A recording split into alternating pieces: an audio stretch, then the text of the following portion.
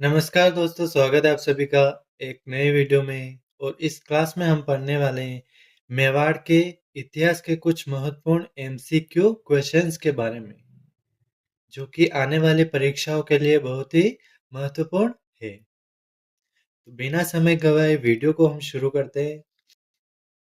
पहला प्रश्न दे रखा है, 566 ईस्वी में गुहिल ने गुहिल वंश की स्थापना की।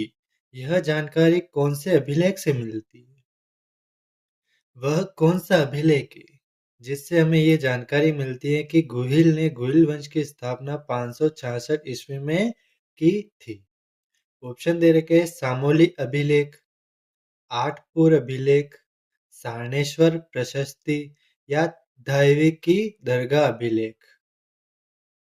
इनमें से वो कौन सा अभिलेख है? 566 में गुहिल ने गुहिल वंश की स्थापना की। यह जानकारी हमें सामोली अभिलेख से प्राप्त होती है। यह अभिलेख 646 ईस्वी का है, जो कि गुहिल वंश का पांचवा वंशज शिलादित्य से संबंधित है। इसमें जावर माता मंदिर की जानकारी मिलती है। एक और जानकारी मिलती है जावर में खनन उद्योग की। गुहिल वंश की जानकारी देने वाला यह सबसे प्राचीनतम अभिलेख भी है, तो ये भी ध्यान रखना है।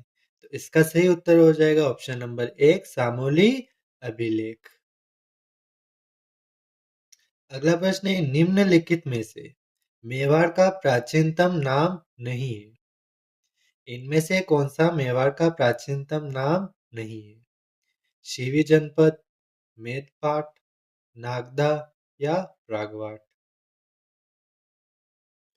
तो मेवाड़ के प्राचीनतम नाम कौन कौन से हैं?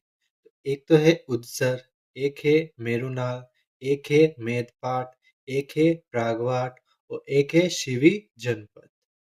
तो इनमें से कौन सा नहीं है? तो नागदा। ऑप्शन नंबर 3 सही हो जाएगा। नागदा जो है मेवाड़ का प्राचीनतम नाम नहीं है। अगले प्रश्न की बात करते हैं, गुहिल वंश की राणा शाखा की नेपाल में स्थापना करने वाला शासक। इनमें से वो कौन सा शासक है जिसने नेपाल में गुहिल वंश की राणा शाखा की स्थापना की? रतन सिंह, कुंभकर्ण, कुंभा या संगा? तो अपने एक राजा हुए रावल समर सिंह। इनके दो पुत्र थे, एक तो था कुंभकर्ण और एक था रावल रतन सिंह। इसमें से कुंभकर्ण जो है वो नेपाल चला जाता है और वहां जाकर वह राणा शाखा की स्थापना करता है। तो इसका सही उत्तर होगा ऑप्शन नंबर 2, कुंभकर्ण। अगला प्रश्न है, किसने अलाउद्दीन को रानी पद्मिनी की सुंदरता के बारे में बताया था?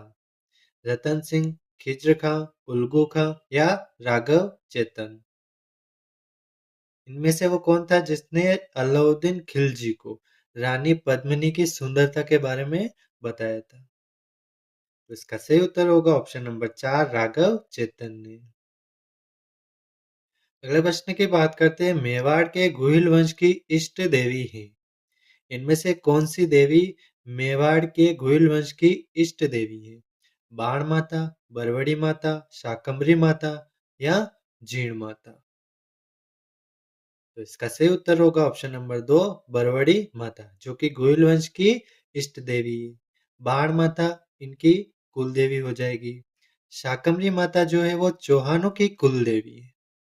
तो इसका सही उत्तर तो होगा ऑप्शन नंबर 2, बरवड़ी माता। अगला प्रश्न है, राणा लाखा के शासन में नकली बूंदी की रक्षा करते हुए मारा गया। इनमें से वह कौन है जो नकली बूंदी की रक्षा करते हुए राणा लाखा के सामने मारा गया? कुंभाहाड़ा, लक्ष्य सिंहाड़ा, जगमाल या रणमल?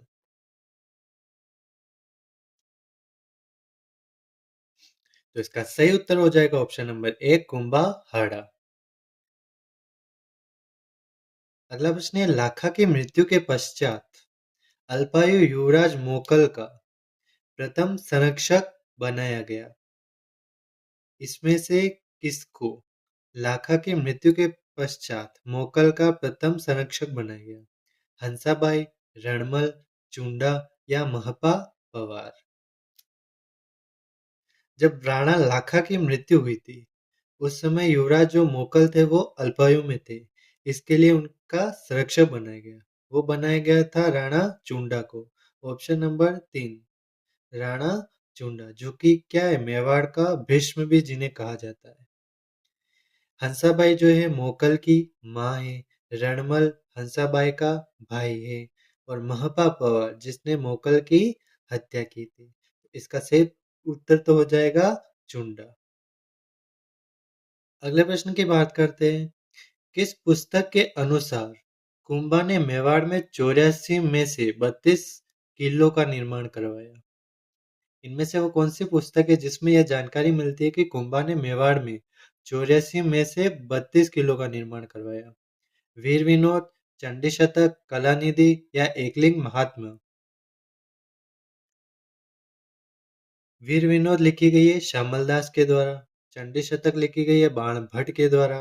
कलानिधि लिखी गई है गोविंद के द्वारा, जो कि क्या है, मंडन का पुत्र है। एकलिंग महात्मा लिखी गई है कान्हा व्यास के द्वारा। इनमें से कौन सी पुस्तक है जिसमें यह जानकारी मिलती है? तो इसका सही उत्तर होगा ऑप्शन नंबर 1, वीर विनोद के अंदर, जो कि श्यामल दास के द्वारा लिखी गई है। और इसमें यह जानकारी मिली है कि 84 में से 32 किलो का निर्माण कुंभा ने करवाया। अगले प्रश्न की बात करते हैं। मेवाड़ के किस राजकुमार ने अपनी रानी तारा के नाम पर अजमेर किले का नाम तारागढ़ कर दिया? तो मेवाड़ का वो कौन सा राजकुमार था जिसने अपनी रानी तारा के नाम पर अजमेर किले का नाम तारागढ़ कर दिया? जयमल, पृथ्वीराज, बनवीर या रायमल? तो रायमल के जो है 3 पुत्र थे। एक था जयमल, एक था पृथ्वीराज सिसोदिया और एक था राणा सांगा। इसमें से पृथ्वीराज ने अपनी पत्नी तारा के नाम पर अजमेर के किले का नाम तारागढ़ कर दिया था। तो इसका सही उत्तर होगा ऑप्शन नंबर 2, पृथ्वीराज। पृथ्वीराज जिसे कि आक्रामक रवैये के कारण उड़ना राजकुमार के नाम से भी जाना जाता है। इनकी जो 12 खंभों की छतरी है वो कुंभलगढ़ दुर्ग के अंदर है। तो ये भी याद रखना है, 12 खंभों की छतरी कहाँ पर है? तो कुंभलगढ़ के अंदर। तो किसकी है? पृथ्वीराज सिसोदिया की। ये सारी बातें ध्यान में रखनी है। अगला प्रश्न है। अपने भाइयों से विवाद के बाद सांगा ने श्रीनगर के किस सज्जन के यहाँ शरण ली थी? बीदा जेतमालोर, करमचंद पवार, हरिदास चारण या मेदिनी राय? तो इनमें से वो कौन है जहां पर राणा सांगा ने शरण ली थी, वो भी श्रीनगर के अंदर? तो इसका सही उत्तर होगा करमचंद पवार, ऑप्शन नंबर 2। अगला प्रश्न है। 1533 में गुजरात के बहादुर शाह ने मेवाड़ पर आक्रमण किया, तब रानी कर्मावती ने कौन सा किला देकर संधि की थी? 1533 के समय मेवाड़ के शासक थे विक्रमादित्य। विक्रमादित्य थे अल्पायु के अंदर। तब उनका जो कार्यभार या संरक्षक था वो थी रानी कर्मावती। 1533 में इसी का फायदा उठाने के लिए गुजरात के बहादुर शाह ने मेवाड़ पर आक्रमण कर दिया। तब रानी कर्मावती ने अपनी सूझबूझ से रणथंभौर का किला देकर उनके साथ संधि की। तो इसका सही उत्तर तो हो जाएगा ऑप्शन नंबर 4, रणथंभौर का किला दिया। इसके साथ 1534 में उसने दोबारा आक्रमण किया। तब मेवाड़ का दूसरा साका हुआ। इसके अंदर जो एक केसरिया किया था रावत बाघ सिंह ने, और जौहर किया था कर्मावती ने। तो मेवाड़ का दूसरा साका कब हुआ? तो 1534 के अंदर। केसरिया किसने किया? रावत बाघ सिंह। जौहर किसने किया? तो रानी कर्मावती ने। अगला प्रश्न है। उदय सिंह द्वारा जगमाल को राजा बनाए जाने के विरोध में सलूम्बर के कौन से सामंत ने महाराणा प्रताप का राज तिलक किया? उदय सिंह ने जगमाल को राजा बनाने की घोषणा कर दी। इससे सलूम्बर के जो सामंत थे कृष्णदास चुंडावत, उन्होंने इसका विरोध किया और महाराणा प्रताप का राज तिलक कर दिया। उस समय सलूम्बर के सामंत ही मेवाड़ के राजा का राज तिलक करते थे। और सलूम्बर जो था वो मेवाड़ का प्रथम श्रेणी का ठिकाना था। और सलूम्बर के सामंत को ही यह अधिकार था कि वो मेवाड़ के राजा का राज तिलक करेगा। तो इसका सही उत्तर होगा ऑप्शन नंबर 3, कृष्णदास झुंडावत। अगला प्रश्न है, मेवाड़ से अयोग्य घोषित होने पर जगमाल अकबर के पास चला गया। अकबर ने उसे कौन सी आधी रियासत का शासक बनाया? झालोर, सिरोही, मारवाड़ या मेवाड़? इसका सही उत्तर होगा ऑप्शन नंबर 2, सिरोही। अगला प्रश्न है, 1585 में आमेर के जगन्नाथ कच्छावा द्वारा मेवाड़ पर आक्रमण किया गया। इस समय प्रताप ने आमेर के कौन से क्षेत्र पर अधिकार कर लिया? जब 1585 में आमेर के जगन्नाथ कछावा ने मेवाड़ पर आक्रमण किया था, तब प्रताप ने आमेर के कौन से क्षेत्र पर अधिकार किया? तो मालपुरा। मालपुरा वह क्षेत्र था जहां पर महाराणा प्रताप ने अधिकार किया, और मालपुरा में ही नीलकंठ महादेव मंदिर का और झालरा तालाब का निर्माण किया। और इसी समय जो है महाराणा प्रताप ने चावंड को अपनी राजधानी बना लिया था। 1585 के अंदर चावंड को राजधानी बनाया, मालपुरा में नीलकंठ महादेव मंदिर का निर्माण कराया, झालरा तालाब का निर्माण करवाया। तो इसका सही उत्तर क्या होगा? Option number 3, Malpura. अगला प्रश्न है, मेवाड़ का कौन सा शासक विजय कटकाटू या हाइड्रोलिक रूलर उपाधियों से प्रख्यात था? प्रताप, कुंभा, अमर सिंह या राय सिंह? तो इनमें से वो कौन सा शासक था जिसे विजय कटकाटू तथा हाइड्रोलिक रूलर की उपाधि प्राप्त थी? तो इसका सही उत्तर होगा ऑप्शन नंबर 4, राज सिंह। 1653 में इन्होंने रत्नों का तुलादान करवाया। इनके द्वारा टिक्का दौड़ भी करवाई गई। इन्होंने नाथद्वारा में श्रीनाथ मंदिर का निर्माण करवाया था। तो 1653 में रत्नों का तुलादान, टिक्का दौड़ और श्रीनाथ जी मंदिर का निर्माण नाथद्वारा में। ऑप्शन नंबर 4 से होगा इसका राज सिंह। अगला प्रश्न है, मेवाड़ के कौन से शासक ने जजिया कर के बदले औरंगजेब को पूर, मांडल तथा बदनौर के परगने दिए थे? राज सिंह, कर्ण सिंह, जय सिंह या अमर सिंह? तो इनमें से वो कौन सा शासक था जिसने जजिया कर के बदले औरंगजेब को पूर, मांडल तथा बदनौर के परगने दे दिए? तो इसका सही उत्तर होगा ऑप्शन नंबर 3, जय सिंह, जो कि कब तक शासक थे? 1680 से 98 के मध्य। इनके काल में मेवाड़ मुगल संधि हुई, जो कि कब हुई थी? 24 जून 1681 में। इसमें जय सिंह और मुआजम, मुआजम जो कि क्या था? औरंगजेब का प्रतिनिधि थी। इनके मध्य संधि हुई थी मेवाड़ मुगल संधि।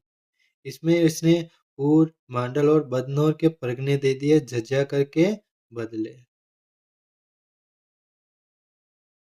अगला प्रश्न है, राज प्रशस्ति के लेखक कौन है? कृष्ण भट्ट, रणछोड़ भट्ट तेलंग, सदाशिव भट्ट और किशोरदास? तो इसका सही उत्तर होगा ऑप्शन नंबर 2, रणछोड़ भट्ट तेलंग। राज प्रशस्ति कब लिखी गई? तो 1676 के अंदर। कहाँ पर है? तो राजसमंद झील के पास।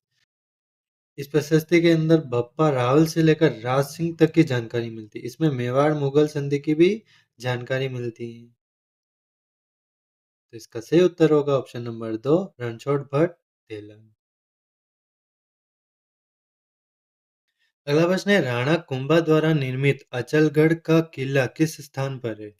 अचलगढ़ कहाँ पर है? तो पाली, आहोर, सिवाना या माउंट आबू?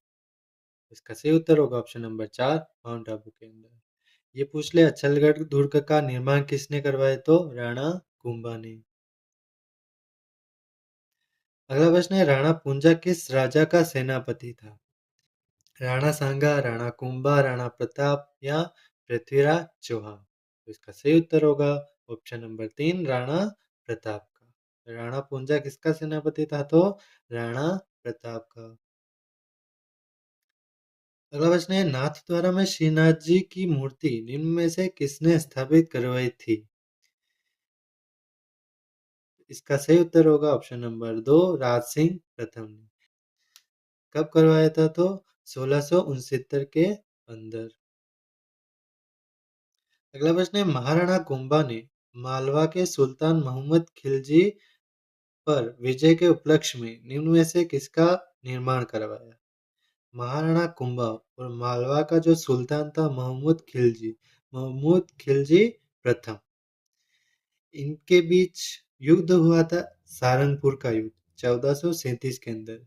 इस सारंगपुर युद्ध के उपलक्ष्य में, विजय के उपलक्ष्य में महाराणा कुंभा ने विजय स्तंभ का निर्माण कराया, जो कि 1439 के अंदर करवाया था। तो ऑप्शन नंबर 1 से हो जाएगा विजय स्तंभ। इस क्लास में इतना ही, मिलते हैं अगली क्लास में। धन्यवाद।